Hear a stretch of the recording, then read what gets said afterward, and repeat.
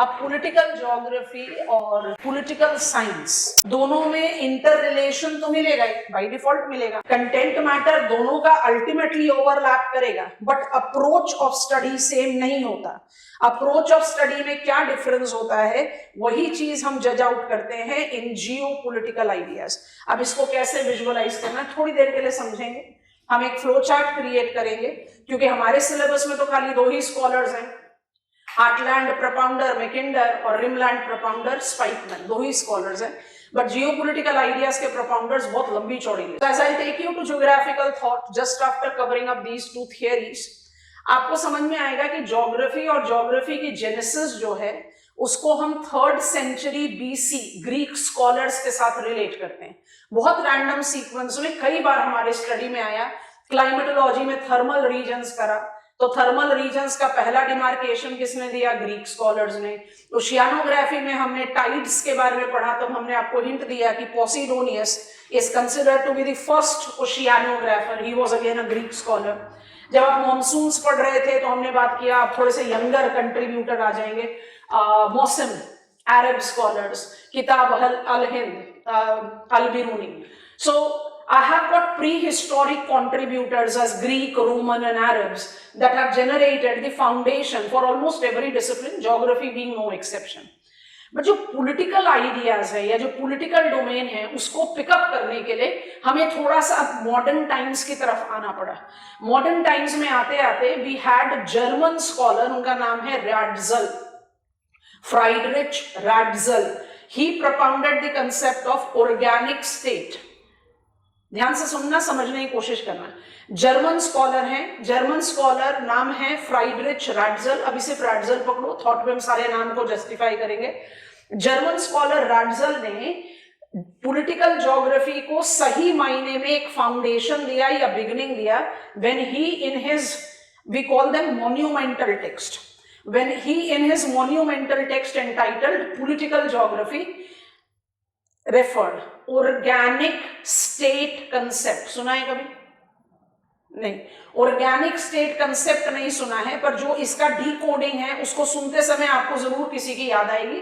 आप second world war के time, pre and during second world war के time पर पहुंच कर हो और जज करो हम क्या बोल रहे हैं। Organic state concept mark the formal beginning of political geography and it is credited to German scholar Ratzel. Ratzel को पिलर ऑफ ज्योग्राफी नहीं बोलते, उसके सीनियर्स को पिलर ऑफ ज्योग्राफी बोलते हैं, जिसमें हमबोल्ट और रिटर्स है। तो I am quite into the younger times all together. 1859 Darwin, हम उस टाइम पर हैं। So we are significantly in the contemporary times. अच्छा, रैड्जल क्या बोलते हैं ऑर्गेनिक स्टेट कंसेप्ट में? लाइक एन ऑर्गेनिज्म, डार्विन का हिंट दे दिया, like an organism state has only 2 choice, grow और you will die. Like an organism, organism क्या करेगा, तो बढ़ेगा या फिर मरेगा। तो like an organism, organic state concept, over inspired by work of Darwin's origin of species, he gave us organic state concept. Organic state concept ने political geography का एक फॉर्मल बिगिनिंग का हिंट दिया। ये उस समय के लिए बहुत वैलिड था। कौन सी पर्सनालिटी दिमाग में आ रही है? हिटलर। हमने ऑर्गेनिक स्टेट नहीं पढ़ा, बट हिटलर का आइडियोलॉजी तो यही दिख रहा है, ग्रो, एंड वही ग्रो करते हुए तो ब्लंडर कर दिया हिटलर ने when it knocked the door of Russia. So when I take reference of that grow, you grow और यू विल डाई। डाई का मतलब क्या है? You will be grown upon. This idea had its relevance, political relevance. आप बोलोगे had क्यों बोल रहे हैं, आज भी तो रेलेवेंट है। क्रीमिया हुआ ना, नॉर्थ ईस्टर्न यूक्रेन की कितनी टेरिटरीज रशिया के पोजीशन में आज भी है। तो आप इसको पास्ट टेंस में नहीं कह सकते, बट फिर भी इसको एज अ वैलिड अप्रोच नहीं कह सकते। रीजन, ये कुछ इराटिक इंसिडेंट्स हैं। अगर ये बहुत इलाबोरेटली रीअकरिंग हो जाएंगे फिर हमें सोचना पड़ेगा कि हाँ हम अपने एक्सप्रेशन को चेंज करें। But post second world war हमें पता है यूनाइटेड नेशंस का वो स्ट्रॉन्ग स्ट्रेचर रहा नहीं, उसकी एग्जिस्टेंस पर भी हम क्वेश्चन मार्क कर रहे हैं। But any case, post second world war with international organisations like United Nations, you grow और एल्स यू विल डाई वाला लॉजिक अपने आप ही इलेजिटिमेट हो गया। तो ऑर्गेनिक स्टेट कंसेप्ट जो है वो धीरे धीरे धीरे धीरे डाई आउट कर गया, पर geopolitical ideas die out नहीं करा। ध्यान से देखना हम क्या क्रोनोलॉजी इवॉल्व कर रहे हैं। क्योंकि कोई भी चीज रैंडमली पढ़ने से वो कभी भी स्टिक नहीं करती ब्रेन पे। मुझे पता है कि मुझे हार्टलैंड कंसेप्ट पढ़ना है, मुझे पता है कि मुझे रिमलैंड कंसेप्ट पढ़ना है, पर ये आ कहां से रहा है, कौन सी लेगेसी को पिकअप कर रहे हो। तो पॉलिटिकल ज्योग्राफी में we had two parallel going legacy. एक जिसका बहुत बड़ा बैकग्राउंड दिया आपको, उसका नाम है ऑर्गेनिक स्टेट कंसेप्ट। बहुत पॉपुलर रहा उस टाइम पर, मतलब इतना पॉपुलर कि आप इसको स्ट्रॉन्ग सेंट्रल अप्रोच लेकर चलते रहे। और almost during the same time we had the beginning of geopolitical ideas. हमने यही हेडिंग लिखवाया है आपको आपके सबसे छोटे से स्टडी प्लान में, जियो political idea. Who propounded organic state concept? German scholar Ratzel. And who propounded geopolitical idea? American scholar Alfred Mahan. मैहन को हम फादर ऑफ पॉलिटिकल ज्योग्राफी बोलते हैं, रैट्जल को नहीं बोलते, क्योंकि रैट्जल का organic state concept die out कर गया ना, it's no longer very important. तो ऑर्गेनिक स्टेट कंसेप्ट का लॉजिक तो मेरी समझ में आ गया, लिखना कुछ नहीं है, बस ये फ्लो चार्ट क्रिएट करना है, यही से हम अपनी लेगेसी को पिकअप करेंगे। तो रैट्जल का जो अप्रोच है वो क्या कह रहा है, ग्रो और you will be grown upon. हम आज की डेट में इसको एज पॉलिटिकल ज्योग्राफी का वैलिड लेजिटिमेट अप्रोच नहीं मानते। क्यों नहीं मानते? पोस्ट सेकेंड वर्ल्ड वॉर इसकी वैलिडिटी अपने आप ही खत्म होना शुरू हुई। This idea was carried forward bye, हम कुछ स्कॉलर्स के नाम लिख सकते हैं, जर्मन स्कॉलर्स ही हैं, जेलन, और उसके बाद मेरे पास एक और स्कॉलर है, उनका नाम है हुशोफर। सबकी कॉन्ट्रीब्यूशन एक्सीलेंट है, बट हमारे सिलेबस में सारे स्कॉलर्स हैं ही नहीं, तो हम इनके बारे में पढ़ते नहीं। ऑलमोस्ट कंटेम्प्रेरी टू रैट्जल, मैहन ने जियो पॉलिटिकल आइडियाज दिया। वो जियो पॉलिटिकल आइडिया क्या है वो डिक्टेट करके आपको पॉइंटर्स लिखवाएंगे, वही हमें पढ़ना है। मैहन के डिसाइपल हैं, उनका नाम है मैकिंडर, और मैकिंडर के सबसे बड़े क्रिटिक हैं, उनका नाम है स्पाइकमैन। यही दोनों स्कॉलर हमारे सिलेबस में। Mackinder propounded heartland concept, Spykman propounded rimland concept, और हमारे सिलेबस में हार्टलैंड और रिमलैंड ही लिखे हुए हैं और कुछ नहीं। पर हम अपनी लिस्ट को थोड़ा सा और बढ़ाने की कोशिश करते हैं। क्यों बढ़ाने की कोशिश करते हैं? क्योंकि स्पाइकमैन, मैकिंडर एंड मैहन, क्रोनोलॉजिकली उल्टा गए हम, इसी से कंटिन्यू रखते हैं। तीनों स्कॉलर्स ने पूरे जियोपॉलिटिकल आइडियाज को सी पावर बेस्ड बताया। तो यहां पर ऐसे क्लब करके इनको हम लिख सकते हैं, they followed sea power based geopolitical idea. और उसके बाद कुछ other scholars, I just write Cohen, इन लोगों ने ऐड करना शुरू कर दिया एयर पावर रिलेटेड। आज की डेट में तो आप इंटरकॉन्टिनेंटल मिसाइल टेक्नोलॉजी की बात कर रहे हो। ये चीजें अपने दिमाग में रखना क्यों बहुत जरूरी है? क्योंकि मैकिंडर जैसे स्कॉलर हमें बिलीव करने के लिए कहते हैं there exist a naturally protected fort. आज की डेट में कौन सा फोर्ट है? When you can have satellite based spying at every level, कौन सा फोर्ट हो सकता है? नहीं हो सकता। तो फोर्ट का लॉजिक कहां से डिराइव होता है? Sea power. Every area, every location which is inaccessible via sea route can be a fort। तो ये इंपॉर्टेंट डोमेन है। अच्छा, अब इसमें क्या ऐड कर देते हैं? इस फ्लो चार्ट को एक फॉर्मल लुक देना है, बट उसको देने से पहले I have Mackinder as propounder of heartland concept, जो मेरे सिलेबस में है, एंड स्पाइकमैन, जो मैकिंडर के बड़े स्ट्रॉन्ग क्रिटिक हैं, he propounded rimland concept। let me write it here। यही दोनों कंसेप्ट हमें पढ़ना है। दोनों कंसेप्ट जियोपॉलिटिकल आइडियाज हैं, दोनों कंसेप्ट सी पावर बेस्ड हैं, और इनका डेवलपमेंट बहुत लंबे क्रोनोलॉजी में है।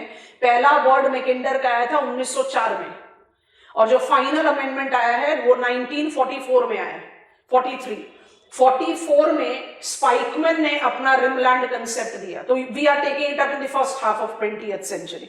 First half of 20th century में sea power based orientation, and definitely during second world war we have noticed Hiroshima and Nagasaki sufficiently established air power, and that is where we justify कि geopolitical ideas को modify होना जरूरी था। अब ये जो आपको फ्लो चार्ट बनाकर दिखाया है, इसमें कुछ एक लिंक क्रिएट करना है, उसको ध्यान से देखो। Ratzel marked the beginning of organic state. Jelen followed it. Hushofer is the scholar who is credited of integrating. Mahan का आइडिया फॉलो करा मैकिंडर ने, स्पाइकमैन ने उसको फॉलो नहीं करा बट जियोपॉलिटिकल आइडियाज को एनहांस किया, कोहन ने उसको एनहांस किया, एंड मैकिंडर से हूशोफर इधर, हूशोफर क्या कर रहे हैं, कंबाइन कर दे रहे हैं। ये डाइंग इट्स ओन कोर्स, क्योंकि इसकी वैलिडिटी अपने आप ही धीरे धीरे खत्म होती चली गई, and it continued to evolve. आज एयर पावर के बाद आप इंटरकॉन्टिनेंटल मिसाइल टेक्नोलॉजी की बात करो। So this is the column that is political geography का रियल प्रैक्टिकल। ये used to be once upon a time. तो बोल्ड हेडिंग बना लो, पॉलिटिकल ज्योग्राफी, फ्लो चार्ट अपने साथ कॉपी डाउन कर लो। यहीं पर हम आपको डेफिनेशन लिखवा देते हैं व्हाट इज जियोपॉलिटिकल आइडियाज, और फिर हम पिकअप करते हैं मैकिंडर and Spikeman.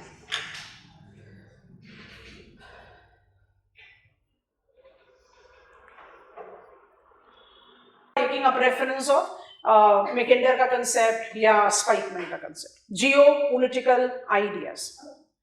Underline कर लो, dash डाल दो. It is that approach of political geography which identifies. It is that approach of political geography which identifies location, boldly underline kar, as the determiner of geopolitical prominence. Geopolitical prominence for a given state. Location includes not just the position.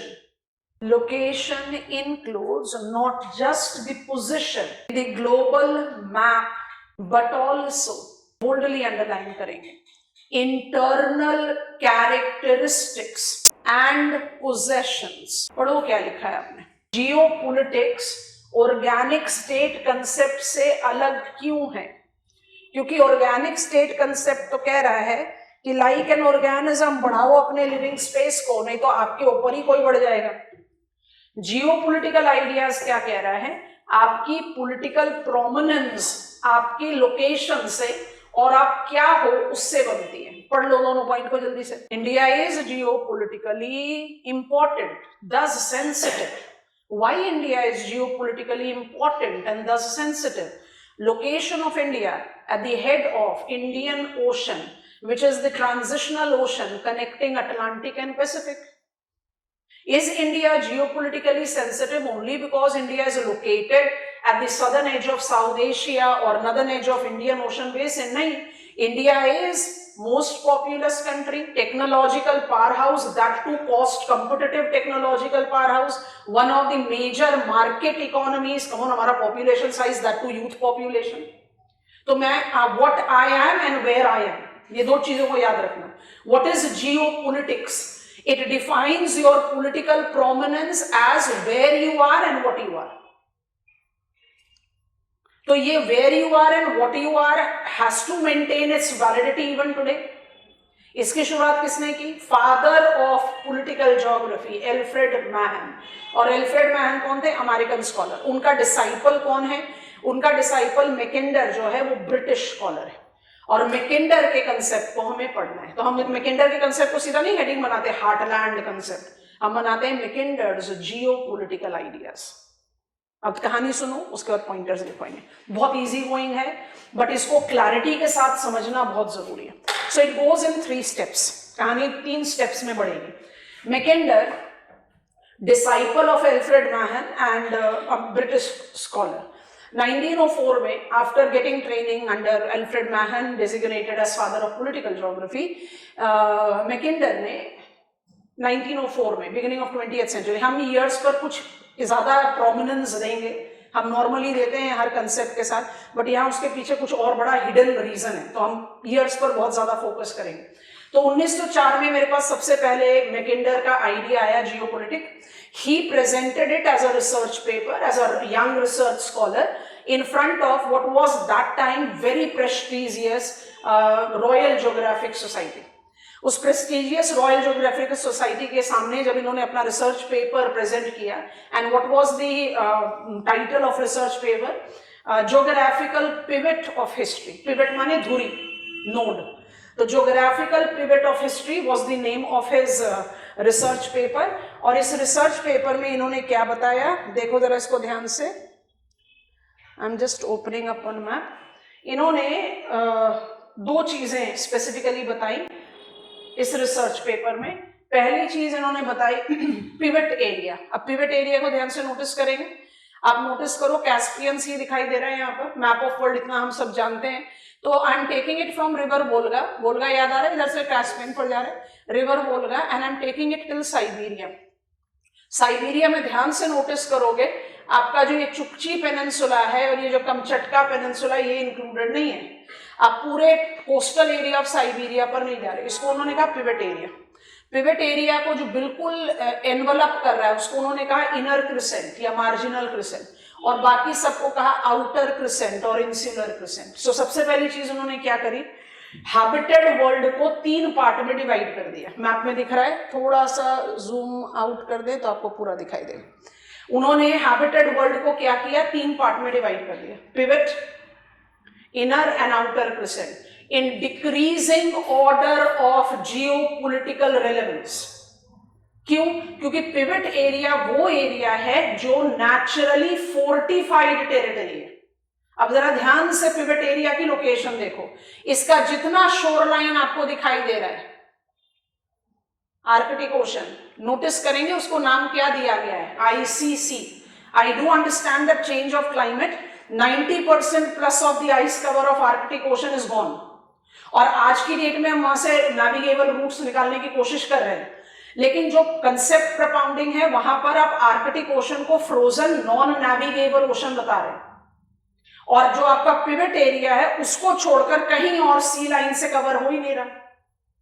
तो आप सी power या सी root से inaccessible हैं, तो आप एक naturally protected area है।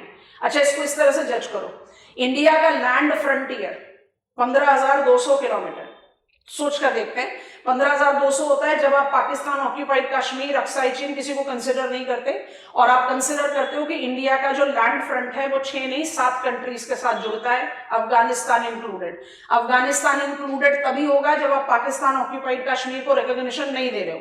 अगर आप दोगे, जो रियलिटी है, तो इंडिया का लैंड फ्रंट 6 कंट्रीज के साथ है। तो ministry of defence, ministry of home affairs दोनों चीजों के बारे में बात करती है, तो हम भी करते हैं। जियोपॉलिटिक्स में हम नहीं करेंगे, जियोपॉलिटिक्स में हमें रिकॉग्निशन देना पड़ेगा भाई, पाकिस्तान ऑक्यूपाइड कश्मीर उतना ही रियल है जितना real political partition and independence of India. Geopolitics में हम उसको अवॉइड नहीं कर सकते। Any case, when I take reference of India का केस एग्जांपल बता रहे थे आपको, अगर इंडिया का 15,200 किलोमीटर का लैंड फ्रंट वैसा ही फ्रेंडली होता जैसा कनाडा और यूनाइटेड स्टेट्स ऑफ अमेरिका का है, तो इंडिया जैसी कंट्री को कितना फंड का सेविंग होता है जो जा रहा है in fortifying its own border guarding force के प्रिपोजिशन में। Can you imagine that? तो यहां पर मुझे पिवट एरिया के लिए क्या बेनिफिट मिल रहा है, सी रूट से आप इनएक्सेसिबल हो, आपको कोई चीज को फोर्टिफाई करने की जरूरत नहीं है, आपको नेचुरल बेनिफिट मिला। तो आप जियोपॉलिटिकली सबसे प्रोमिनेंट लोकेशन, आपको जो फ्रिंज कर रहा है उसको इनर क्रिसेंट कह रहे हैं, वो जियोपॉलिटिकली सेकंड रैंक पर आएगा इंपॉर्टेंस में, और आपसे बिल्कुल दूर आउटर क्रिसेंट जियोपॉलिटिकली सबसे पुअरर कैटेगरी में आएगा, मतलब वो बिल्कुल फोर्टिफाइड नहीं है, वो इतना इंपॉर्टेंट नहीं हो सकेगा। तो इस रिसर्च पेपर में सबसे पहली बात है कि हैबिटेड वर्ल्ड को आपने 3 पार्ट में डिवाइड किया, और दूसरी बात है that he gave us the concept of world island. ये मैप थोड़ा अलग सा दिख रहा है क्योंकि आपको न्यू वर्ल्ड दोनों साइड दिखाई दे रहा है। अगर आप न्यू वर्ल्ड को इस साइड नॉर्थ अमेरिका को पिकअप करके जज करो, या सिंपली अपनी आंखें बंद करके मैप ऑफ वर्ल्ड को इमेजिन करो, मैप ऑफ वर्ल्ड में 3 कॉन्टिनेंट्स, 2 तो जुड़े हुए हैं, एशिया और यूरोप, 3 कॉन्टिनेंट्स साथ में जुड़े हुए दिखते हैं, अफ्रीका भी। तो ये जो combined land mass of Eurasia and Africa है, इसको मैकेंडर ने वर्ल्ड आइलैंड का नाम दिया। What is world island? World island is comprised of near combined land masses of Eurasia and Africa. World island का क्या इंपॉर्टेंस है? 2/3 of the land area, 7/8 of the population. ठीक है? अच्छा, पहला research paper presented in front of royal geographical society, first attempt of dividing the habited world into geopolitical ranks कि pivot area सबसे prominent है, इनर क्रिसेंट उससे week है। Reason क्या है कि पिवट एरिया जो है वो सी रूट से एसेसिबल नहीं है। पिवट एरिया को इन्फ्रिंज करता हुआ इनर क्रिसेंट उससे थोड़ा सा लोअर हायरार्की में जियोपॉलिटिकल प्रोमिनेंस रखता है, because you can encroach there via the sea route, and जो आउटर है वो पिवट से इतना दूर है कि उसकी जियोपॉलिटिकल सिग्निफिकेंस सबसे कम है, और वर्ल्ड आइलैंड का रिकग्निशन। इस रिसर्च पेपर को members of royal geographic society ने बहुत प्रेज किया, because it was the first ever attempt जहां पर आप लोकेशन बेस्ड, जियोपॉलिटिक्स क्या है, आप कहां हो और आप क्या हो, वही आपकी पॉलिटिकल इंपॉर्टेंस बताता है। तो ये पहला अटेम्प्ट था कि आप कहां हो, and that is the reason you will become pivot, and pivot is giving you the prominent most geopolitical location, और उसके बाद आप जियोपॉलिटिकल वैल्यूज को डिक्रीज करते जा रहे हो। तो काफी एनकरेज किया गया यंग स्कॉलर को, बहुत अच्छे अप्रोच से क्लासिफिकेशन किया है, which definitely led him to continue on his study on the same track. अब 1904 से जंप कर आ जाओ 1919 में। 1919, building over his geopolitical ideas on the original paper, Geographical Pivot of History, 1919 में मैकेंडर came up with a full-fledged text, Democratic Ideas and Reality उस book का नाम है। उस बुक में टर्म आया हार्टलैंड। 1919 की हिस्ट्री, 1919 इसलिए एम्फेसिस दे रहे हैं क्योंकि अब USSR is there on the map. पहले भी एक बार मौका मिला था, तब भी इंसिस्ट किया था, आफ्टर अक्टूबर रेवोल्यूशन of 1917, अब बहुत ध्यान से सुनना हम क्या बोल रहे हैं, आफ्टर अक्टूबर रेवोल्यूशन ऑफ 1917, सो 1917 हो गया खत्म। अब आपके पास 1918 बचा हुआ है। 1919 में बुक पब्लिश हो गई। जब former USSR came into being after October revolution 1917, NCERT में बहुत अच्छा चैप्टर है, छोटा सा पढ़ना उसको, इतनी नॉलेज हमें होनी चाहिए वर्ल्ड हिस्ट्री की। When I take reference of that 1917 का October revolution and Tsar ruled Russia getting back converted to former USSR, तो 1919 तक तो मोडालिटीज भी कंप्लीट नहीं हुई थी यूएसएसआर की, कि as union of Soviet socialist republic वो फंक्शन कैसे करेगा। इतना बड़ा एरिया, आपको 15 ब्रेकअवे कंट्रीज के नाम पता है, उसका एक्सपेंशन को इमेजिन करो।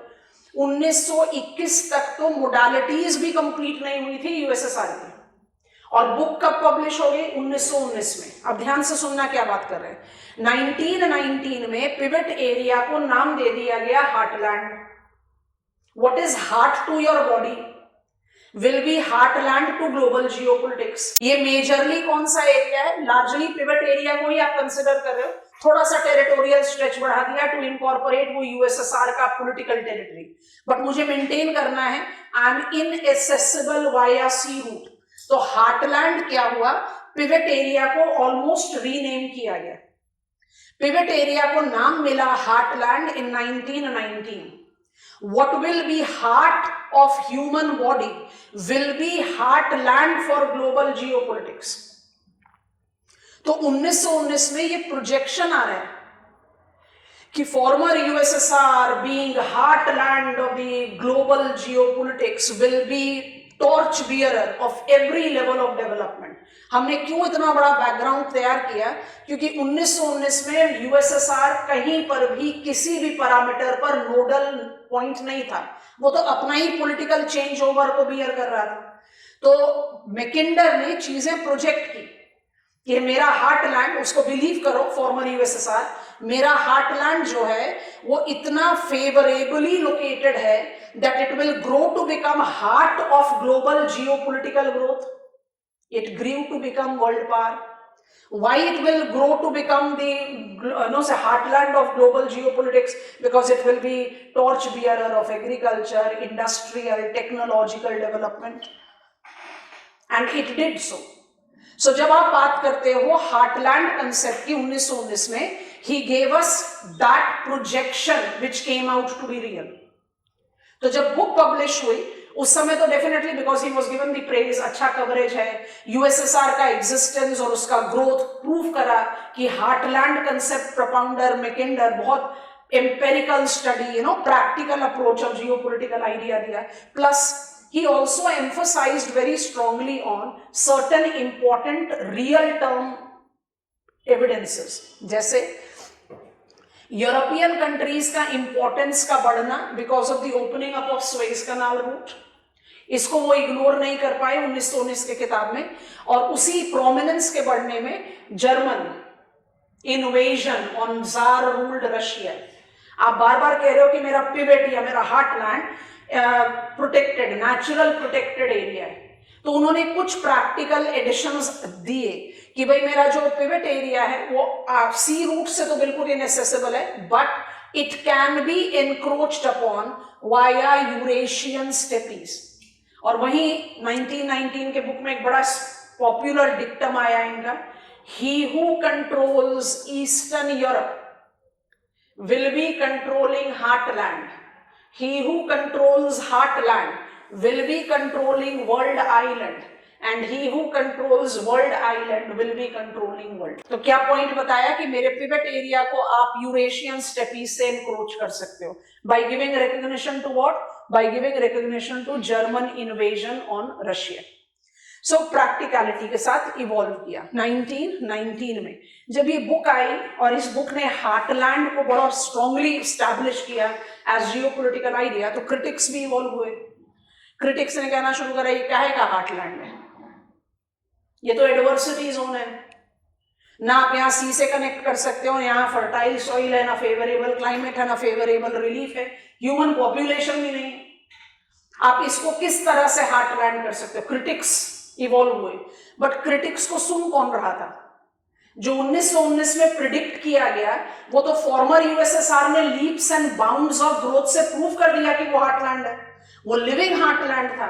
तो जितने भी क्रिटिक्स आते गए उनकी सुनवाई नहीं हुई, उनके आइडियाज को इतना प्रोमिनेंस मिल ही नहीं पाया, बिकॉज मैकिंडर का हार्टलैंड कैसे सर्वाइव और ग्रो कर रहा था यूएसएसआर। और मैकिंडर ने अपनी जो एक बड़ी टिपिकल, कुछ ही स्कॉलर्स होते हैं जो अपने वर्क को बार बार इंप्रूव करते हैं, मैकिंडर ने अपनी इंप्रूवमेंट स्प्री को कंटिन्यू रखा और लास्ट इंप्रूवमेंट उनके वर्क का फिर एक रिसर्च पेपर के तौर पर आया 1943 में। 1943 में उनका वर्क जो है round world and winning of peace करके एंटाइटलमेंट था उनके रिसर्च पेपर का। वहां पर उन्होंने अपने हार्टलैंड कंसेप्ट के साथ मिडलैंड और लीना लैंड ऐड किया। ध्यान से सुनना, लीना लैंड, इसलिए मैप ओपन किया हुआ, रिवर लीना सबको याद है, Lena land, river Lena, east Siberia, east Siberia से शुरू करो, चुक्ची पेनिनसुला को क्रॉस करो, बेरिंग स्ट्रीट क्रॉस हुआ, सीवर्ड पेनिनसुला अलास्का में पहुंच गए, अलास्का से पूरा वेस्टर्न कॉर्डिलेरास, इस पूरे एरिया को बोलते हैं लीना लैंड। अब आपको नॉर्थ अमेरिका में जाने की क्या जरूरत है, 1943 में हो, 1943 में NATO like organization evolve. NATO का जो सिंपल फंक्शनिंग डोमेन था वो क्या था, counter balancing the evolving geopolitical power of socialist load. तो क्योंकि आप जियोपॉलिटिकल आइडिया को थोड़ा सा डायनामिज्म देना चाह रहे थे तो आपने एक टर्म दिया Midland, and mind it was doing away with his fundamental concept, क्योंकि आपने कहा था कि आउटर क्रिसेंट जियोपॉलिटिकली सबसे वीक होगा। आप आउटर क्रिसेंट से यूनाइटेड स्टेट्स ऑफ अमेरिका को ले रहे हो और इनर क्रिसेंट से सम पार्ट ऑफ मेनलैंड। ध्यान से देखोगे ब्रिटिश आइसलेस आउटर में आ रहा है, जापान आउटर में आता है, ये हम आपको भी लिखवा रहे हैं। सो ब्रिटिश आइसलेस और यूनाइटेड स्टेट्स ऑफ अमेरिका, चलो नेटो के दोनों टॉर्च बियरर को ले लेते हैं। आपने आउटर क्रिसेंट को इक्वली इवॉल्विंग कैपेसिटी दे दिया टू हार्टलैंड, क्योंकि कोल्ड वॉर का beginning after second world war हुआ and it was definitely not overnight, so we had capitalist node evolving with United States of America showing strong growth, aggressive growth, तो उसको recognition देते हुए इन्होंने Midland के बारे में बात करी। तो मेरे पास एक है हार्टलैंड, मेरे पास एक है मिडलैंड, दोनों जियोपॉलिटिकल नोड्स हो सकते हैं, heartland by default top slot पर रहेगा।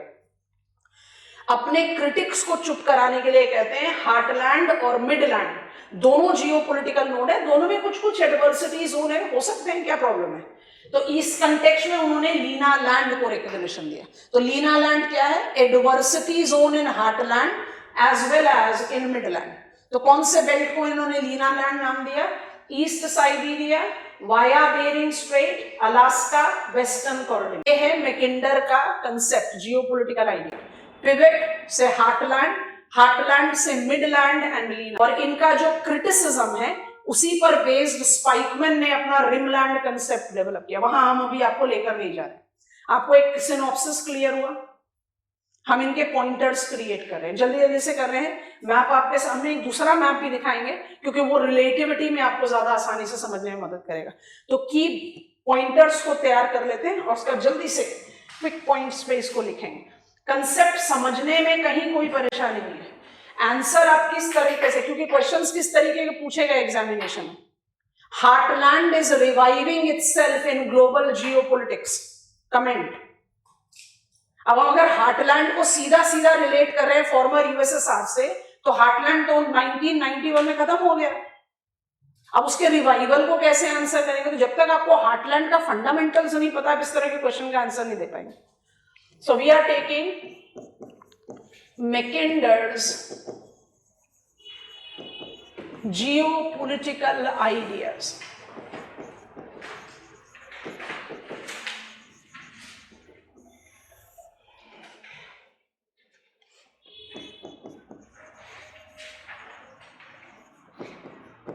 Halford J. Mackinder,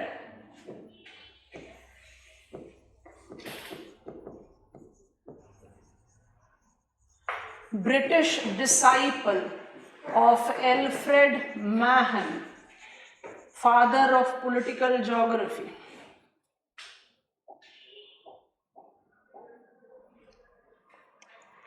Developed his geopolitical idea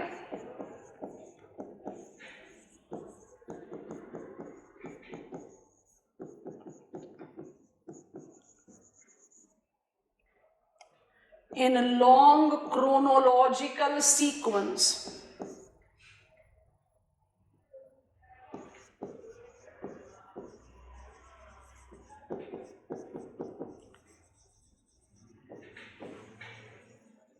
involving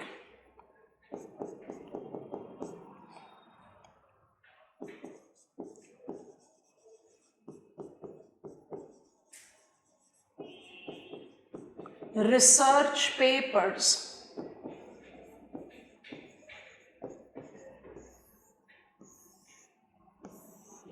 as well as complete text,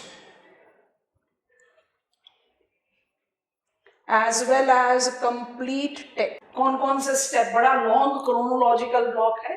तो geographical pivot of history 1904, it was a research paper. Democratic Ideas and Reality 1919, it was a complete text. And Round World Winning of Peace was again a research paper 1943. तो काफी लंबे chronological block में इन्होंने अपना geopolitical idea present किया। ठीक है, हम 3 स्टेप में कंसेप्ट को बिल्ड कर रहे हैं। हमने आपको ऑलरेडी इसका फंडामेंटल्स समझा दिया। चलें कंटिन्यू। सो फर्स्ट स्टेप ले रहे हैं। फर्स्ट स्टेप, बार बार हम नाम तो रिपीट करेंगे, आप बार बार मत लिखो, बट हम नाम रिपीट करेंगे ताकि आप उसके लिए फेमिलियर हो जाएं। तो इन the first attempt, that is research paper geographical pivot of history. Point 1, this research paper was presented in front of Royal Geographic Society. It involved first attempt of geopolitically grading or dividing. Grading is a better term. Geopolitically grading habited world into 3 parts. पहले ABC लिखो, फिर details लिखते हैं। A is pivot area, B is inner crescent, and C is outer crescent. Now brief details. The pivot area, underline करो, dash डालो, bubble points लिखो। The pivot area, underline dash sub pointer 1, is a naturally protected fort as it is inaccessible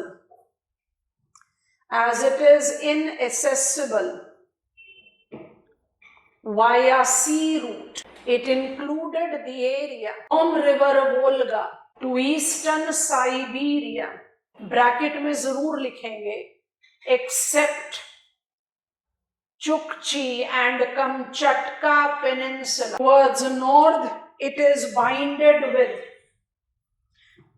bounded by frozen Arctic Ocean, the icy sea. This locational benefit makes pivot area strongest geopolitical node, है ना, क्योंकि definition geopolitics का क्या है, where you are. So because I am located where I am, I become a naturally protected fort. तो मुझे geopolitically सबसे important बता रहा है. अब लिखो बी, इनर क्रिसेंट. एक बार मैप को देख लेंगे. Inner crescent incorporate the fringing habited world of pivot area, largely incorporating Eurasia. समझ में आ गया? यूरेशिया लिखोगे, अफ्रीका पर नहीं जा रहे हो, यूरेशिया. और यूरेशिया में किसको आप अवॉइड कर दे रहे हो? जो सेपरेटेड आइलैंड्स हैं. तो इसमें आप सैंपल किसका ले सकते हैं, जिनको हम पर्पसफुली आउटर क्रिसेंट में लिखेंगे, बट मेंटली उसको विजुअलाइज कर लेते हैं. ना तो ब्रिटिश आइलैंड्स इनर क्रिसेंट में है, न जापान है. तो इनर क्रिसेंट में क्या आ रहा है, जो फ्रिंज कर रहा है पिवट एरिया को, covering majority of Eurasia, Baring the exception of the island blocks. और ये जो डेजर्ट एरिया को छोड़ दें, उसके बाद पूरा Africa, new world and Japanese British islands archipelago will become outer crescent. अब जल्दी जल्दी से लिखेंगे. Inner crescent, underline dash point number 1, is also called marginal crescent. Next point, it fringes pivot area, thus is having second dominating geopolitical prominence. It includes almost entire Eurasian mainland in spite of being accessible via sea route. Its proximity to pivot area makes it geopolitically stronger than outer crescent. अब लिखो outer crescent, third part and final part. Outer crescent, underline dash, पहला pointer is also called insular crescent. Next point is geopolitically least prominent location, primarily due to its distance from pivot area. Finally, it includes all New World island archipelagos of Eurasia and majority of Africa. Bracket में लिख लो, except northern desert. Are we comfortable? 2 bar repetition हो गया. Diagram आपके सामने खुला हुआ है. You have visualized it. Geopolitically habited world को 3 ग्रेड में डिवाइड करना. क्या दिमाग में डेफिनेशन रखना है? Geopolitics talks about your importance as where you are. तो पिवट एरिया जियोपोलिटिकली सबसे प्रोमिनेंटली लोकेटेड है, इसलिए वो पिवट एरिया. क्रिटिसिज्म बाद में करते हैं. उसको फ्रिंज करता हुआ इनर क्रिसेंट सेकंड ग्रेड का जियोपोलिटिकल प्रोमिनेंस रखता है, और उससे सबसे ज्यादा दूर है, इसलिए आउटर क्रिसेंट जियोपोलिटिकली लीस्ट इंपॉर्टेंट. ये 3 ग्रेड हुआ. पहला contribution in the first research paper. Comfortable? अब दूसरा कंट्रीब्यूशन लिख रहे हैं, ऐड ऑन करो. एबीसी हो गया डिटेल्स में. नेक्स्ट पॉइंटर बनाइए. The research paper also mentioned world island. Underline कर लो इसको बोल्डली. स्टेटमेंट को ब्रेक करके लिखो. It is to denote near combined landmass. It is to denote near combined landmass of Eurasia and Africa. Collectively, world island comprises. 2 चीजें लिख रहे हो, underline कर लो या अलग अलग सब पॉइंट्स बना कर लिख लो. 3/4 of the world geographical area. 7/8. 7/8 of the global population. पूरे रिसर्च पेपर में आपको क्या चीज दिख रही है? जियोपॉलिटिकल आइडियाज का कौन सा डोमेन दिख रहा है? आप कहां हो और आप क्या हो, वो डिफाइन करता है कि आपकी जियोपॉलिटिकल इंपॉर्टेंस क्या है. रैडजल क्या बात कर रहे हैं? आपको अपनी प्रोमिनेंस जतानी पड़ेगी by increasing your area of living.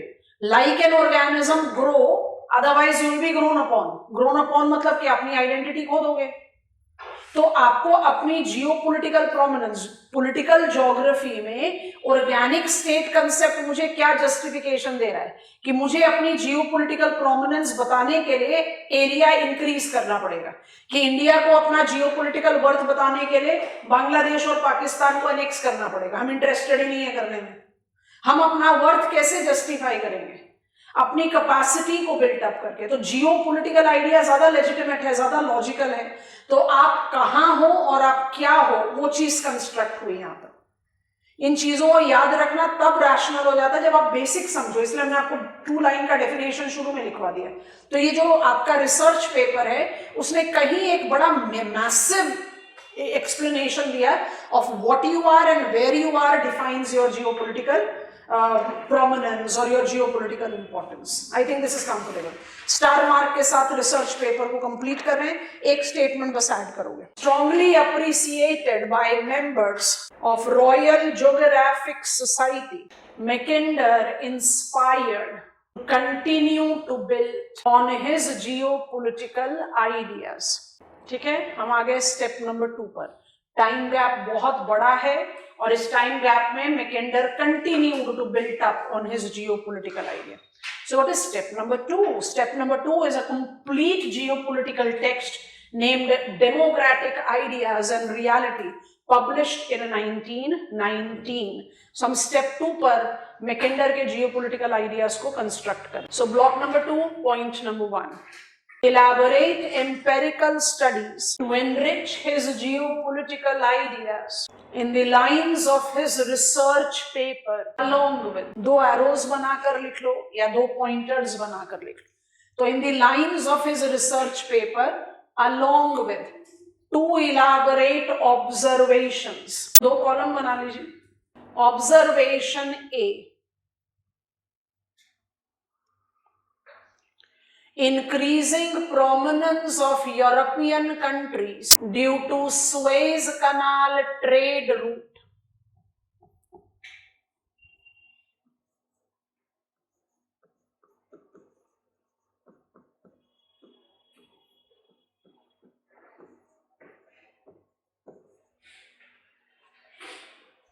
That reflected itself in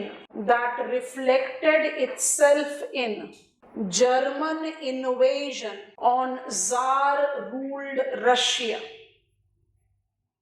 Tsar, C-Z-A-R, King of Russia. Vladimir Putin को जार ऑफ रशिया फिर से बोलना शुरू कर दिया हमने, longest serving president, jar of Russia. अब सेकेंड कॉलम में आ जाओ। अक्टूबर revolution 1917 leading to the genesis of former Union of Soviet Socialist Republic. So he is maintaining the ideas that he developed in his research paper. पर ये दो, बहुत सारे छोटे मोटे और भी एडिशंस हैं, बट हमारे कंसेप्ट बिल्डिंग में ये दोनों बड़े मेजर रोल प्ले करते हैं। So he maintained his fundamentals of geopolitical ideas that was presented in 1904 and he built over it. तो उस बिल्डिंग ओवर में जो सबसे मेजर, जो जिसको कहते हैं ना, जो डेविएट करने में या एनहांस करने में जिसने मदद किया, वो ये दोनों ऑब्जर्वेशन है।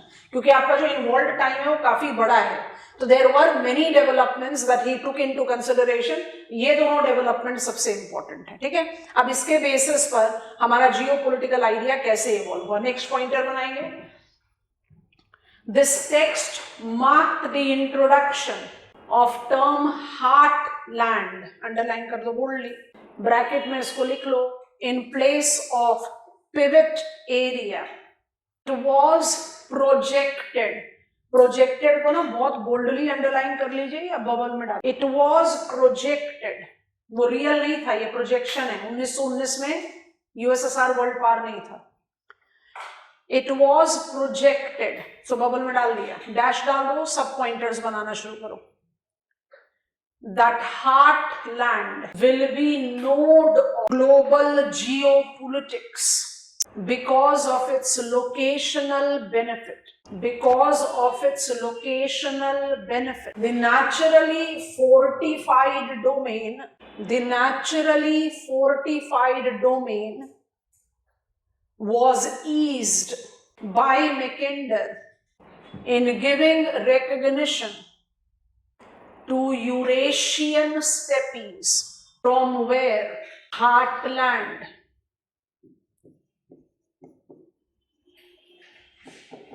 can be encroached upon.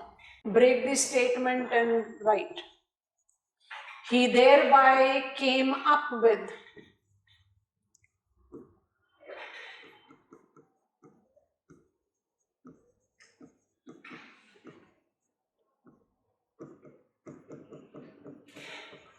his popular geopolitical dictum,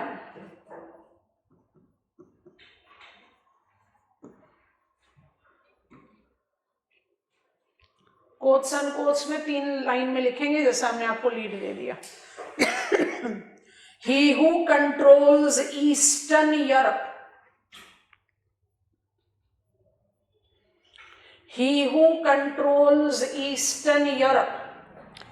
will control heartland.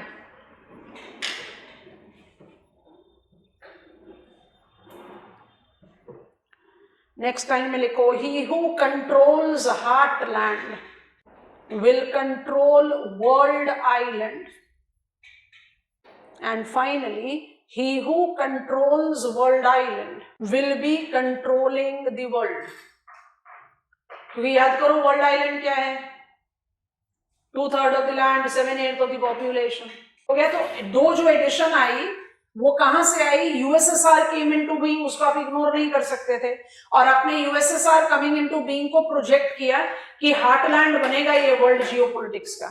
और दूसरी चीज जो बहुत इंपॉर्टेंटली मॉडिफाई करती है ओरिजिनल पिवट वाले कंसेप्ट को, वो था जर्मन इन्वेजन ऑन रशिया. इसलिए हमने ये दोनों इंसिडेंट्स को हाईलाइट किया था कि हमें कंसेप्ट बिल्डिंग में समझ आए कि आपने एक वीक पॉइंट अपने हार्टलैंड का बताया कि ये अदरवाइज तो नेचुरली प्रोटेक्टेड फोर्ट है, किला है, इसमें आप कहीं से भी घुस नहीं सकते हो, barring the exception of steppe.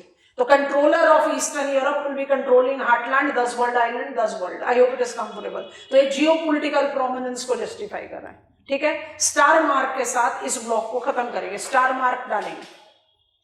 In 1919, political modalities of newly evolved USSR was also not completed. Take this statement and write. Mackinder's projection को boldly underline करेंगे,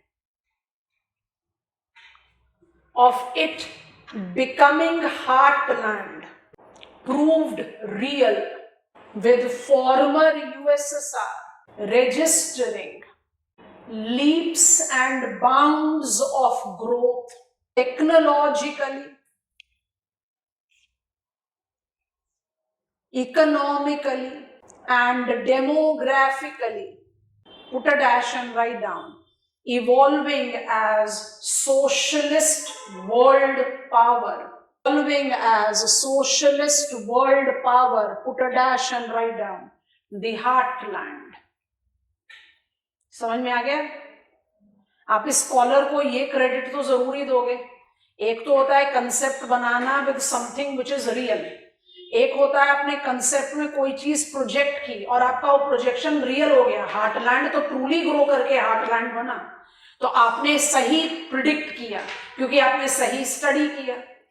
अब यूएसएसआर का growth as world power was because it was a naturally fortified territory? Certainly not.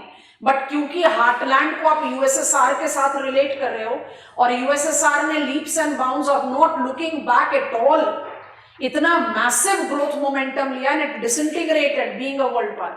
उसका world power का status कभी decline नहीं हुआ. Disintegration of USSR was not because it started depleting it's world power status. ना, being a world power it disintegrated of multiple reasons which led to disintegration of USSR.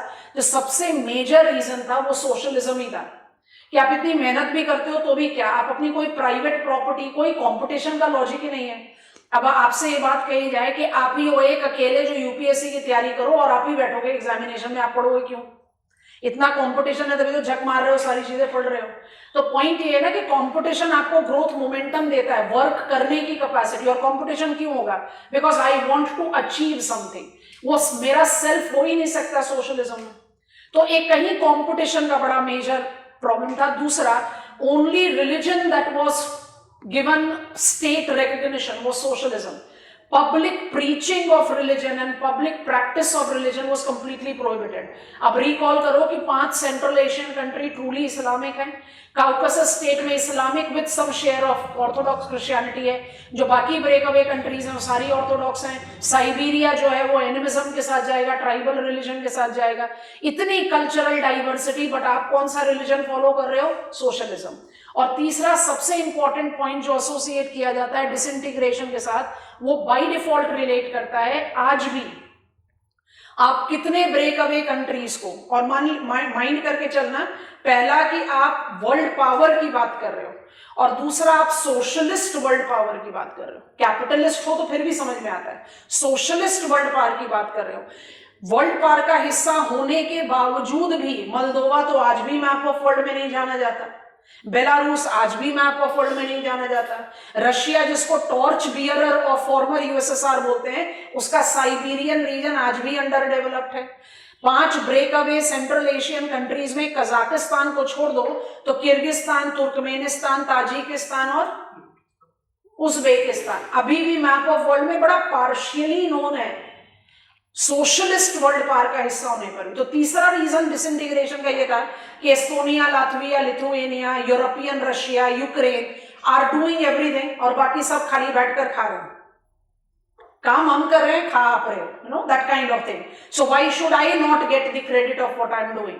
तो ये सारी चीजें combine करके there was disintegration. But disintegration के बाद अभी हम स्पाइकमैन के कंसेप्ट में ज्यादा डिटेल्स में समझेंगे। अभी हम ये क्रेडिट दे रहे हैं प्रपाउंडर को कि भाई इन्होंने कोई चीज प्रोजेक्ट किया था 1919 में, और वो प्रोजेक्शन बिल्कुल रियल हो गई। हार्टलैंड जो है वो एक्चुअली इवॉल्व हुआ to be heartland, evolving out as world power. तो जियोपॉलिटिकल आइडिया प्रपाउंडिंग में मैकिंडर के बराबर कोई स्कॉलर नहीं है, स्पाइकमैन भी नहीं है, क्योंकि एज अ थियरी प्रपाउंडर उन्होंने जो कंसेप्ट प्रपाउंड किया वो रियलिटी में जस्टिफाई हुआ। And minded on projection, reality को नहीं आप जज कर रहे, आप कुछ प्रोजेक्ट कर रहे हो और वो प्रोजेक्शन में सामने आया। So he definitely is very strong scholar when it comes to geopolitics. अच्छा, अब आता है इनका एक और स्टेप ऑफ डेवलपमेंट जो बहुत रेयर है। बहुत कम स्कॉलर्स होते हैं जो अपने कंसेप्ट को टाइम एंड अगेन इवॉल्व करने की कोशिश करते हैं ताकि आप उसको मेंटेन कर सको in terms of dynamism that goes up with geopolitics. और ये ईयर बड़ा इंपॉर्टेंट है, हम क्रिटिसिज्म के लिए इस्तेमाल करेंगे इस ईयर को, इसलिए हम ईयर पर ज्यादा एम्फेसिस दे रहे हैं। अगर मेरा कंसेप्ट 1919 पर खत्म हो जाता तो आप मैकिंडर के कंसेप्ट को हार्डली क्रिटिसाइज कर पाते हैं, क्योंकि उन्होंने मॉडिफिकेशन दिया 1943 में और हम उसका क्रेडिट उनको दे रहे हैं, तो हम उसी पॉइंट पर उनको क्रिटिसाइज भी करेंगे। तो पहले क्रेडिट देते हैं। 1943 में जो इन्होंने एक फाइनल अटेम्प्ट किया, उस फाइनल अटेम्प्ट के पीछे 2 रीजन, जैसे हमने आपको पहले समझाया था ब्रीफ आउटले में। पहला रीजन तो ये कि कैपिटलिस्ट वर्ल्ड ऑर्डर बहुत स्ट्रांगली इवॉल्व हो चुका था towards late 30s and beginning of 40s। तो जियोपॉलिटिकल आइडिया में कैपिटलिस्ट वर्ल्ड नोड को इग्नोर करना कहीं मेरे जियोपॉलिटिकल आइडिया को आउटडेटेड बना रहा था। तो एक ये चीज ऐड किया, और दूसरा आफ्टर 1919 वर्क, हिज वर्क, उससे पहले तो एक रिसर्च पेपर था जिसको बड़ा इंकरेजमेंट मिला, भाई यंग रिसर्च स्कॉलर है, पहली बार ऐसा काम किया गया। बट 1919 के बाद उनका वर्क जो है वो बड़ा मेजरली क्रिटिसिज्म के लिए ओपन हुआ। There were much geopolitical ideas developer, जिसमें स्पाइकमैन हमारे रिदम में आएंगे। ये सारे स्कॉलर क्या कह रहे हैं, आप जिस एरिया को पिवट बोल रहे हो तो बिल्कुल बेकार एरिया है, सारा कुछ वहां पर एडवर्ड्स है, वो किस तरीके से होगा एज हार्टलैंड, आप जो बोल रहे हो वो नहीं हो सकता। तो there was strong word of criticism against this pivot and heartland, तो उसको भी इन्होंने रिकॉग्निशन दिया। तो जैसे इस ब्लॉक में हमने कहा 2 मेजर रिकॉग्निशन ने बिल्टअप किया, वैसे इसमें 2 मेजर रिकॉग्निशन ने बिल्टअप किया। एक, giving recognition to evolved will be a wrong term, evolving will be a better term.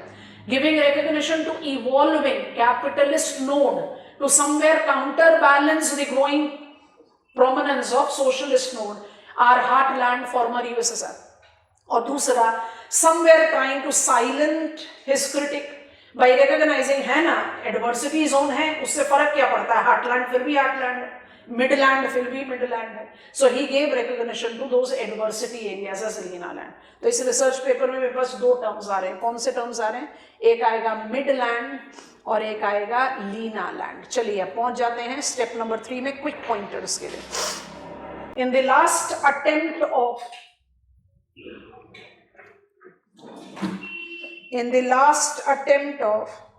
amending his geopolitical ideas, 1943, Mackinder proposed, दोनों को बोल्डली अंडरलाइन कर दो, midland and Lena land. Midland and Lena land. ठीक है, अब brief details ले लेते हैं. Midland, underline, put a dash. Point 1 यहां है, is applied to denote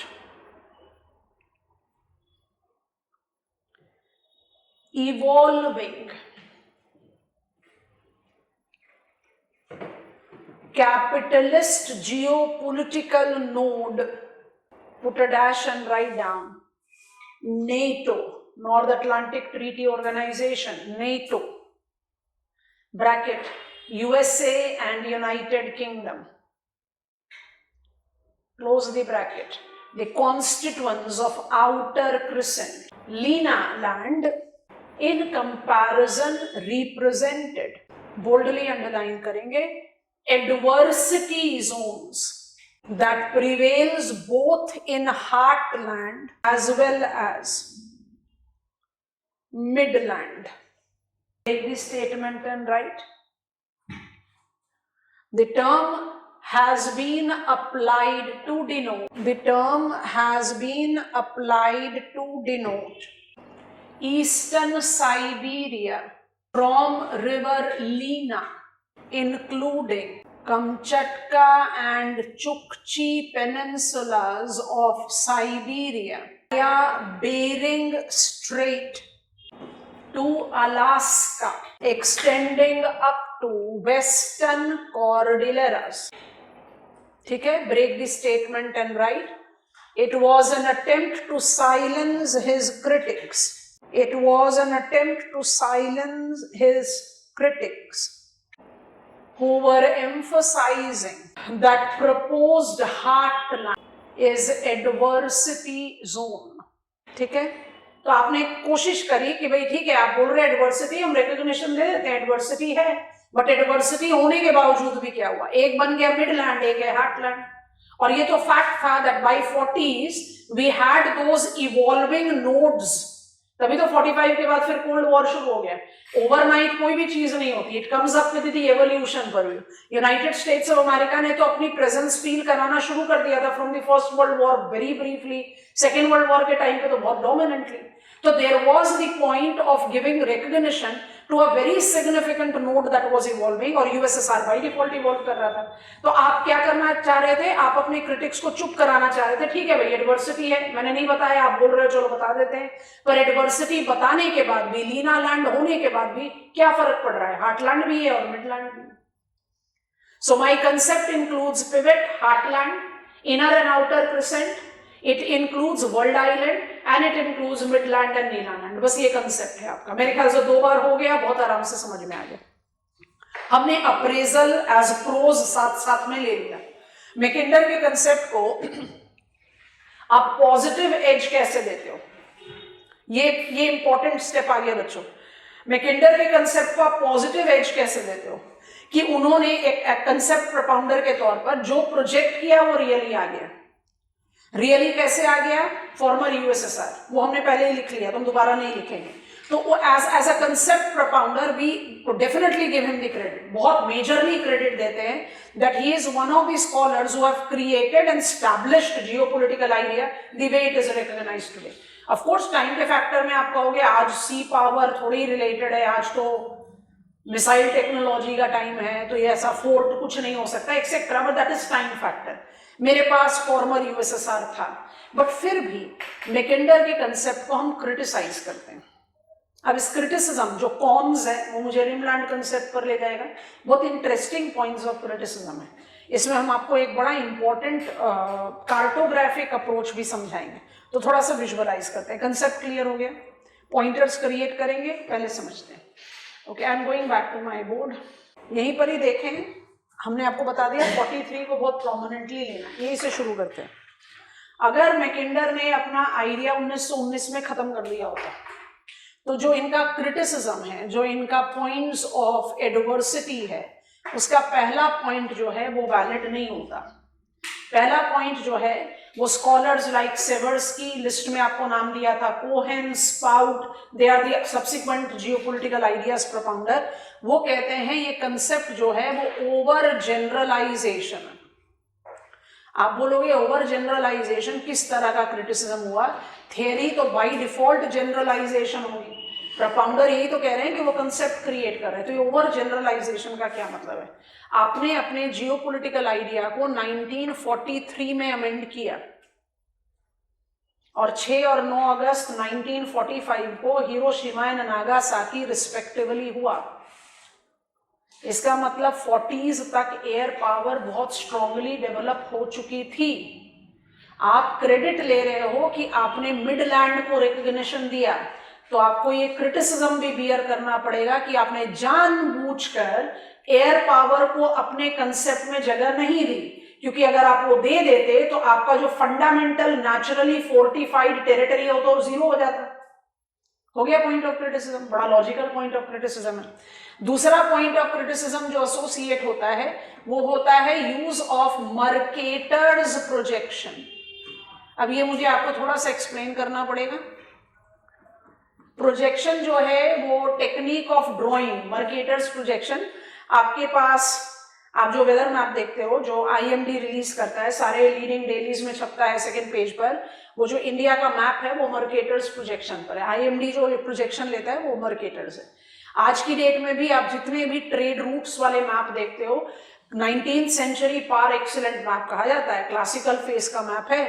maximum trade routes में क्योंकि ट्रू बियरिंग्स आती हैं मर्केटर्स प्रोजेक्शन में, वो मर्केटर्स प्रोजेक्शन में। और सबसे हमारे पॉइंट ऑफ रेफरेंस से बड़ा रेलेवेंट एग्जांपल है, जब तक हमारे यूपीएससी एग्जामिनेशन में पेपर 1 में भी मैप मार्किंग क्वेश्चन था, वर्ल्ड मैप भी आता था, फिर मैप ऑफ इंडिया भी आता था, जो मैप ऑफ वर्ल्ड था वो मर्केटर्स प्रोजेक्शन था। मर्केटर्स प्रोजेक्शन के यूटिलाइजेशन आज भी है, in spite of the fact that we have developed immensely elaborated technique, जहां वो क्लासिकल फेज वाले प्रोजेक्शंस का कोई प्रॉब्लम है ही नहीं, it has automatically got overruled. Mercator scholar का नाम है। प्रोजेक्शन क्या होता है? Projection is the technique of transferring grid of latitudes and longitude on the plane sheet of paper. Mercator's projection जो है वो सिलिंड्रिकल प्रोजेक्शन। अच्छा, सबसे बहुत आप छोड़ दो कार्टोग्राफी की सारी टेक्निकलिटी को छोड़ दो, एक सिंपल सा लॉजिक के साथ बिलीव करो। आपको एक बॉल लेना है, हमारा प्लैनेट बॉल शेप तो नहीं है बट ऑलमोस्ट वो है। उस बॉल को आप एक शीट ऑफ पेपर से कवर करने की कोशिश करो। आपको टॉप और बॉटम में थोड़ा सा अपने पेज को डिस्टॉर्ट करना पड़ेगा, नहीं तो रैप नहीं होगा पूरी तरीके से। तो जब भी आप किसी सर्कल, जियोइड को पेपर से कवर करने की कोशिश करोगे, there will be some distortion, क्योंकि मैप क्या है? Map is opening globe into plane sheet of paper. तो जब भी आप उसको ओपन करने की कोशिश करोगे, there will be some distortion. तो आप जो क्लासिकल प्रोजेक्शंस हैं, उन प्रोजेक्शंस को आप बेसिकली दो कैटेगरीज में डिवाइड करते हो बहुत एलिमेंट्री बेसिस पर। एक है वो प्रोजेक्शन जहां पर आप ट्रू एरियाज मेंटेन करके चलो, और एक होता है प्रोजेक्शन जहां ट्रू शेप मेंटेन करके चलो। ट्रू शेप मेंटेन करने में आपको बेनिफिट एडिशनल मिलता है। वो क्या मिलता है कि लैटिट्यूड और लॉन्जिट्यूड ग्लोब में राइट एंगल पर क्रिस क्रॉस करते हैं, और जब आप शेप को मेंटेन करते हो तो आप मैप पर भी राइट एंगल पर इंटरसेक्शन दोगे, तो बियरिंग सेम होती है, इसलिए उसको एजीम्यूथल प्रोजेक्शन भी बोलते हैं। इसलिए उसका इस्तेमाल ज्यादातर किस में होता है, जहां पर आपको लोकेशंस मूवमेंट दिखानी है, जैसे विंड का पैटर्न, ओशियानिक करंट का पैटर्न, ट्रेड रूट का पैटर्न, वहां पर आप बहुत आराम से इस तरह के प्रोजेक्शन को इस्तेमाल करते हो।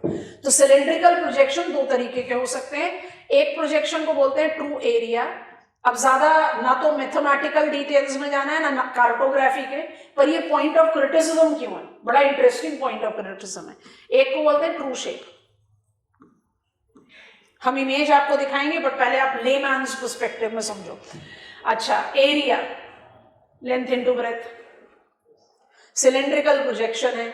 सिलेंड्रिकल प्रोजेक्शन में आपने क्या किया, आपने ग्लोब को, ग्लोब जहां इक्वेटोरियल बल्ज है, बहुत ध्यान से विजुअलाइज करना, फिर इमेज दिखा रहे हैं, जहां इक्वेटोरियल बल्ज है और पोल्स जो हैं वो डॉट हैं।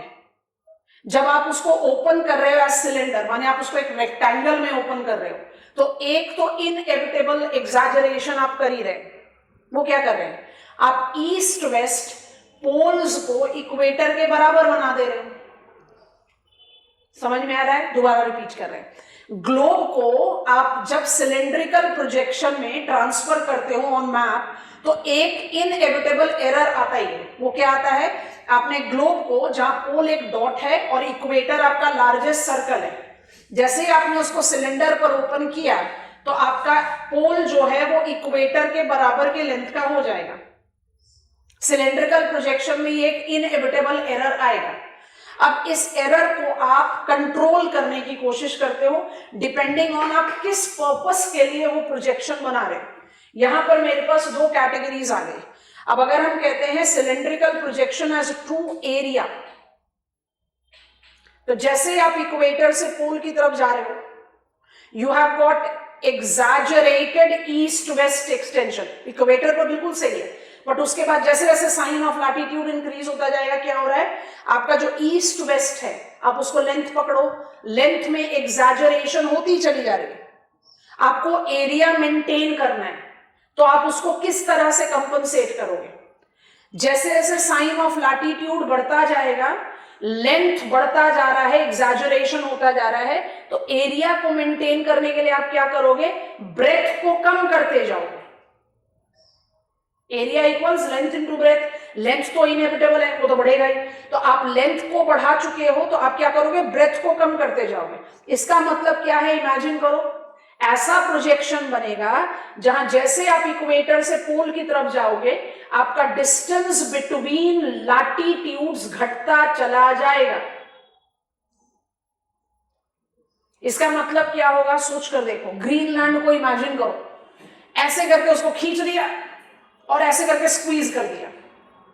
आपने एरिया बचाने के चक्कर में क्या ब्लंडर कर दिया, शेप के साथ बर्बादी, पर एरिया बचा लिया। ये प्रोजेक्शन मेरे किस काम में आ सकता है, distribution of population, distribution of resource, जहां एरिया का बड़ा काम होता है। तो अगर मेरा पर्पस एरिया बचाना है, तो हम शेप के साथ खिलवाड़ करेंगे। आप कंसिडर करो शेप को, नॉर्थ साउथ, जैसे जैसे इक्वेटर से पोल की तरफ बढ़ते जाओगे, ईस्ट वेस्ट एग्जैजरेशन तो इनएविटेबल है, लेंथ तो बढ़ेगा ही बढ़ेगा सिलेंड्रिकल प्रोजेक्शन में। अब आप क्या कर रहे हो, आपको शेप मेंटेन करना है, तो जितना लेंथ बढ़ता जा रहा है आप उतना ब्रेथ बढ़ाते जाओगे। इसका मतलब इक्वेटर से पोल की तरफ distance of latitude will go on increasing. Greenland ऐसे भी एग्जैजरेट हो गया, ऐसे भी एग्जैजरेट हो गया, नॉर्थ अमेरिका उसके सामने चूहा लगने लगेगा। आपने किस चीज को कॉम्प्रोमाइज कर दिया, एरिया को, क्या बचाने के लिए, शेप। हुआ विजुअलाइज। अब देखा वो मैप, अब देखोगे तो बहुत अच्छे से समझ में आएगा। कार्टोग्राफी हमारे प्रीलिम्स में हुआ करता था, जब प्रीलिम्स में ऑप्शनल सब्जेक्ट था तो हम पढ़ते थे, अब खैर मेंस में नहीं है। दोनों तरफ से देखो, हम बड़ा मैप भी दिखाएंगे। ग्लोब को आपने कवर करा हुआ है सिलेंडर से, और उसके बाद आप यहां से लैटिट्यूड्स को ड्रॉ आउट करके ओपन कर दे रहे हो। मर्केटर्स प्रोजेक्शन क्रिटिसिज्म का पॉइंट है, ध्यान से नोटिस करना। इक्वेटर से जैसे जैसे डिस्टेंस बढ़ता जा रहा है, आपको दिख रहा है, लैटिट्यूड्स आर इक्वी स्पेस्ड, हर एक लैटिट्यूड 111 किलोमीटर अपार्ट है, लॉन्जिट्यूड पर मर्ज करते हैं एट पोल्स।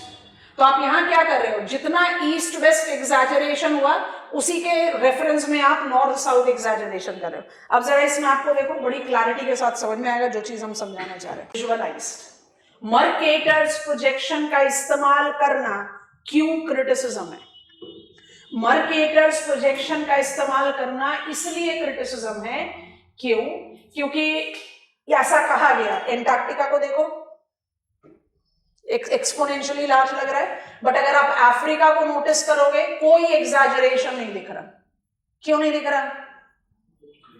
इक्वेटोरियल बेल्ट पे थोड़ी ना कोई एग्जैजरेशन है, पर जैसे आप नॉर्थ की तरफ पढ़ो, देखो यूरेशिया को, देखो ग्रीनलैंड को, देखो एंटार्क्टिका को, एंड जस्ट सी दीज, बाकी सब चीजों को छोड़ दो।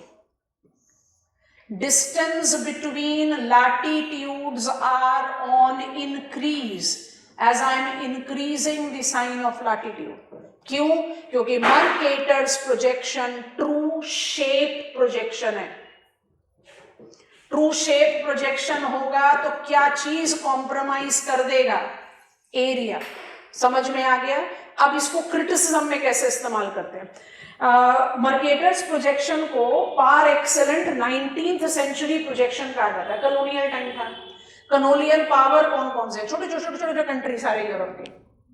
दो रीजन के कारण मर्केटर्स प्रोजेक्शन कॉलोनियल टाइम में सबसे ज्यादा इस्तेमाल में किया जाता था। पहला रीजन बड़ा टेक्निकल है।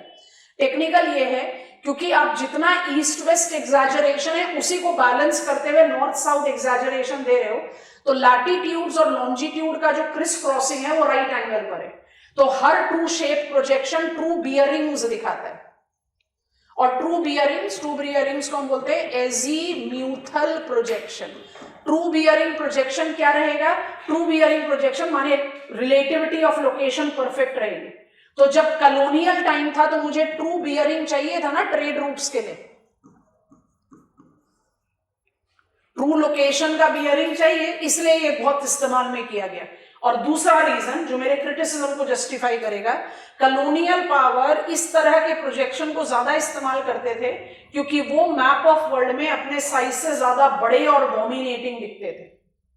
ये हो गया क्रिटिसिज्म हार्टलैंड का। मर्केटर्स प्रोजेक्शन को इस्तेमाल करके आप क्या प्रूव करना चाह रहे हो? कि आपका हार्टलैंड बहुत बड़ा है मैप ऑफ वर्ल्ड में, जो है नहीं एग्जैक्टली।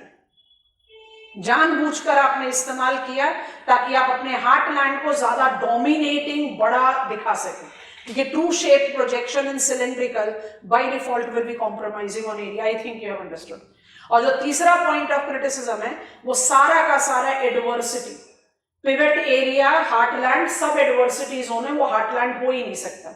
उसके पास कोई भी ऐसा नेचुरल रिसोर्स नहीं है जिसके हिसाब से हम उसको हार्टलैंड बता सके। उसी पर हमारा डेवलप होगा रिमलैंड कंसेप्ट, तो हम उस कंसेप्ट को, क्रिटिसिज्म को थोड़ा सा ब्रीफ रखेंगे। बाकी दो पॉइंटर्स क्लियर हो गए। ये इमेज हमारे सामने रहेगा, जल्दी जल्दी से पॉइंटर्स क्रिएट आउट करो। कॉन्स को और प्रेजेंट डे वैलिडिटी को जज करना पड़ेगा, तभी आपका हार्टलैंड कंसेप्ट का क्लैरिटी इवॉल्व होगा। Cons point 1, overgeneralization sufficiently evolved. Air power was completely ignored by Mackinder only to maintain the fundamentals of his concept that relates to naturally fortified territory. ठीक है, जरूरत पड़ेगी तो आप इसको आराम से एलैबोरेट कर सकते। ओके, दूसरा point of criticism, use of Mercator's projection. Point 1, projection in cartographic techniques. Projection in cartographic techniques essentially relates to transferring graticule, latitudes and longitudes taken together. Transferring graticule from globe to plain sheet of paper. Classical techniques of projections includes Mercator's projection as a significant cylindrical projection, as true shape projection, as a true shape projection in Mercator's projection, distance between latitudes goes on increasing away from equator so as to balance, it's balance or not compensate, so as to balance inevitable east-west exaggeration. क्या इतनी details लिखोगे कि नहीं वो examination में decide करना, but revision में मदद कर देगा. Break the statement. As Northern Eurasia projects exponentially distorted, bracket में लिखो enlarged area, projecting it to be dominating on map of world. आपको क्रिटिसिज्म क्यों सहना पड़ा? क्योंकि आपने जानबूझकर ये प्रोजेक्शन सेलेक्ट किया.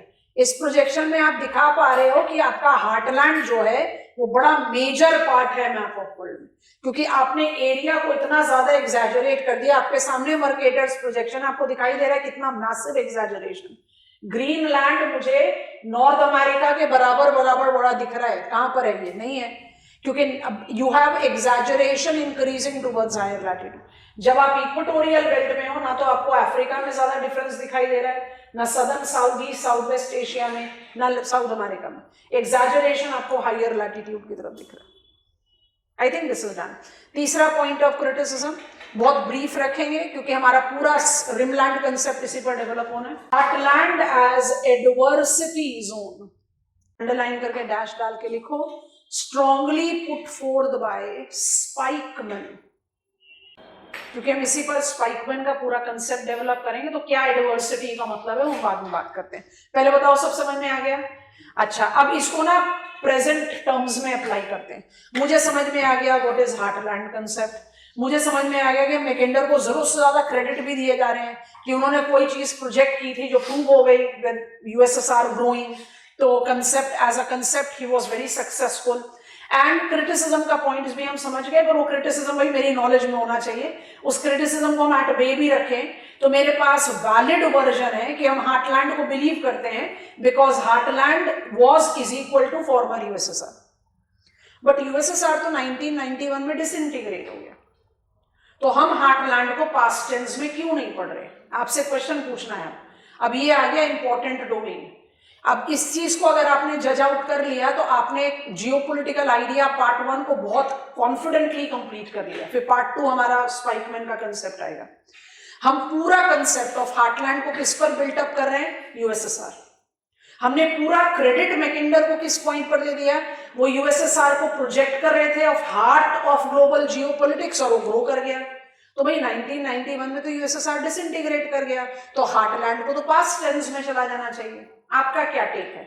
हार्टलैंड पास्ट टेंस है या प्रेजेंट टेंस में है?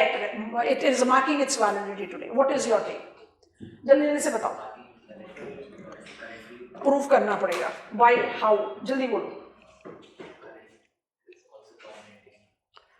Heartland as former USSR is no longer existing.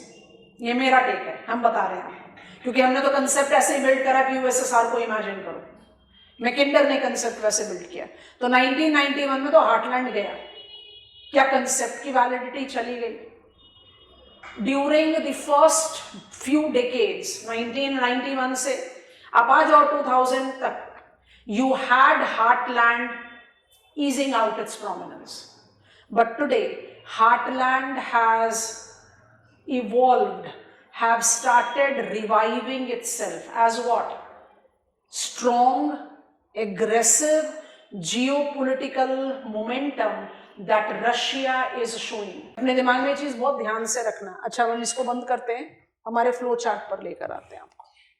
Spykman के कंसेप्ट का ज्यादा डिटेल्स नहीं बता रहे, अगली क्लास में बताएंगे. बट स्पाइकमैन का जो रिमलैंड कंसेप्ट है ना, उसको ऐसे पकड़ो. वो कहते हैं ही who control rimland will be controlling the world. और मैकेंडर ने क्या कहा था? He who controls heartland will control world island will be controlling the world, है ना. तो रिमलैंड क्या है उसको हम थोड़ी देर बाद जज करते हैं. बट रिमलैंड का जो ओरिएंटेशन है उसमें रशिया इंक्लूड किया जा सकता है. जो वर्ल्ड के रिम लैंड्स हैं उसमें रशिया इंक्लूड किया जा सकता है. पर हार्टलैंड में रशिया के अलावा और कोई नहीं इंक्लूड। जो थोड़ा सा एक दूसरा इमेज दिखा रहे हैं, जब तक इन चीजों को नहीं पकड़ोगे, कंसेप्ट 10 मिनट, आधा घंटा, 1 घंटा लगाओ, सारे वर्ल्ड पूरे जिसको कहते हैं लाइफ स्पैन के लिए कंप्लीट हो गया। 1 मिनट के लिए जरा रिम लैंड का मैप देखना। रिम नाम से ही कुछ समझ में आ रहा है, अब विजुअल क्लैरिटी पर आ रहा है। Land is synonymous to which part of Mackinder's concept? Inner crescent. थोड़ा ध्यान से देखो, पूरा इनर क्रिसेंट है नहीं, पार्ट ऑफ आउटर क्रिसेंट भी है, but majorly inner crescent. Rim जो रिम कर रहा है, रिंग कर रहा है हार्टलैंड को, क्योंकि स्पाइकमैन ने अपना पूरा कंसेप्ट ऑफ रिमलैंड किस पर बनाया? हार्टलैंड हो ही नहीं सकता है, डाइवर्सिटी जोन है ना, तो यहां पर नेविगेबल रूट की कनेक्टिविटी है, ना तो यहां पर फर्टाइल सॉइल और एग्रीकल्चर है, ना तो यहां पॉपुलेशन है। आपको समझ में आ रहा है हम क्या कर रहे हैं? China India. ना तो यहां एनर्जी रिसोर्सेज है। तो ही who control heartland is illogical, he who control rimland will be controlling the world. अब थोड़ी देर देखो, उन्होंने कहा ही हु कंट्रोल रिमलैंड। हम जरा पिकअप करते हैं रिमलैंड का। आज की डेट में रिमलैंड में यूरोप जो है वो बूढ़ा हो गया। वर्ल्ड बैंक ने भी बहुत क्लियरली बता दिया है that the node of the world geopolitics have shifted east. तो हम यूरेशिया को एशिया का बना दें और सैंपल पिकअप करें। सऊदी अरेबिया रिमलैंड का कॉन्स्टिट्यूएंट है, इंडिया है, बिल्कुल है, चाइना है, बिल्कुल है, और रशिया भी है। रिमलैंड्स है, रिमलैंड नहीं है। पर he who control rimlands will be controlling the world. आज का world single order world order है। यूएसए क्यों नहीं इग्नोर कर सकता रशिया को? यूएसए क्यों नहीं इग्नोर कर सकता चाइना को? यूएसए क्यों नहीं इग्नोर कर सकता इंडिया को? क्योंकि he who controls rimland will be controlling the world. कोई भी कंट्री, चाइना, रशिया, चाइना के साथ आप बैठ के डिबेट कर सकते हो, but China, Russia, India, Saudi Arabia, जो हमने 4 सैंपल लिए, अकेले मिलकर अंकल सैम की कुर्सी को हिला नहीं सकते। पर अंकल सैम अपना डोमिनेंस बना नहीं सकता without influencing them.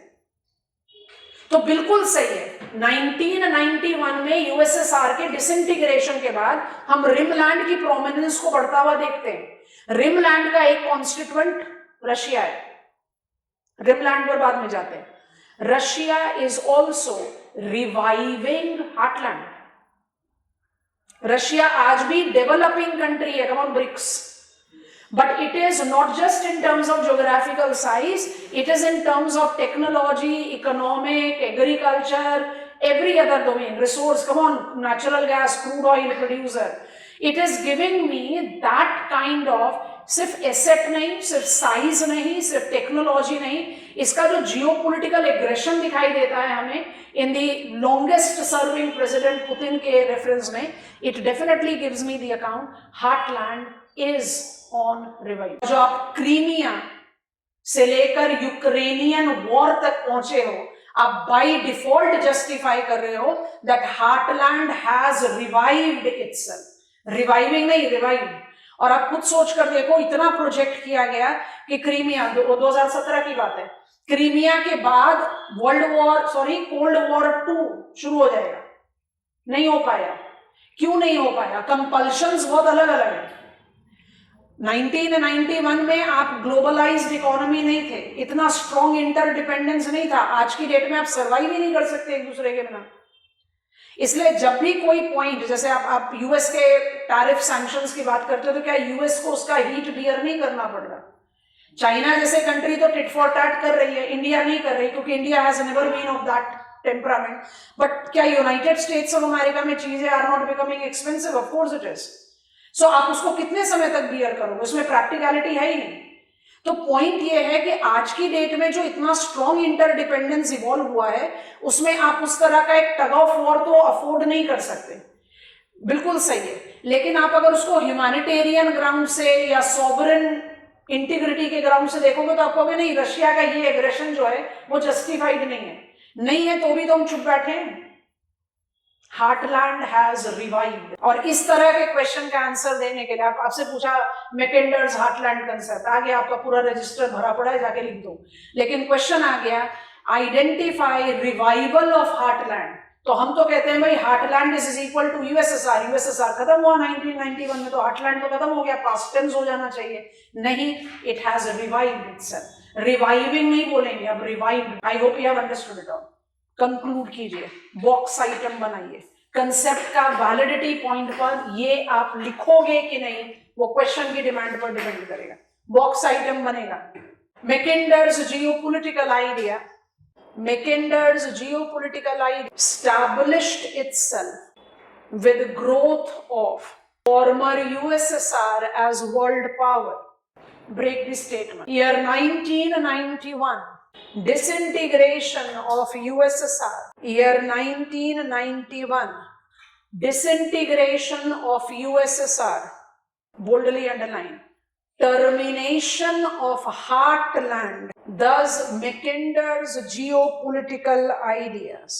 In present geopolitical scenario, with its geopolitical aggression, combined with Russia, with its geopolitical aggression, underline करोगे इसको, combined with its technological and resource dominance, justifies,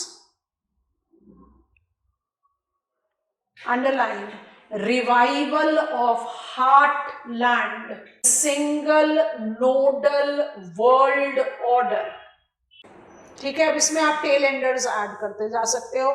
Crimea का political annexation, उसके बाद Ukrainian war, you can take up the reference of जो sabotage का claim आया वो है कि नहीं, नॉर्ड पाइपलाइन, उसका रेफरेंस। कहीं ना कहीं Russia have been showing, Russia और चाइना दोनों, बट हमेशा याद रखना चाइना कहीं से भी हार्टलैंड को नहीं रिप्रेजेंट कर सकता, इसलिए मैप खोल कर रखा है आपके सामने। क्योंकि जब आप रिमलैंड की बात कर रहे हो तो आप रिमिंग द पिवट एरिया की बात कर रहे हो, जब रिम की बात कर रहे हो तो you are taking significant part of Russia. तो रशिया रिमलैंड में भी काउंट हो सकता है, हार्टलैंड में भी। पर आज की डेट में जो बहुत aggressive, India is also very significant player, हम बिल्कुल अंडरमाइन नहीं कर रहे अपने स्टेटस को, लेकिन India has not been that aggressive player. हम कभी भी उतने एग्रेशन के साथ आगे नहीं बढ़ते जितना चाइना और रिसेंटली रशिया ने शो किया।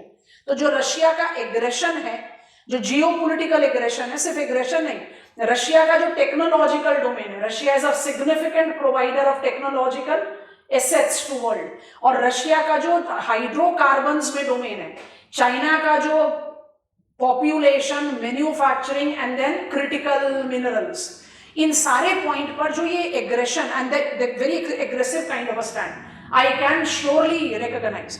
Heartland as socialist world power नहीं आ रहा Russia, it's a developing country.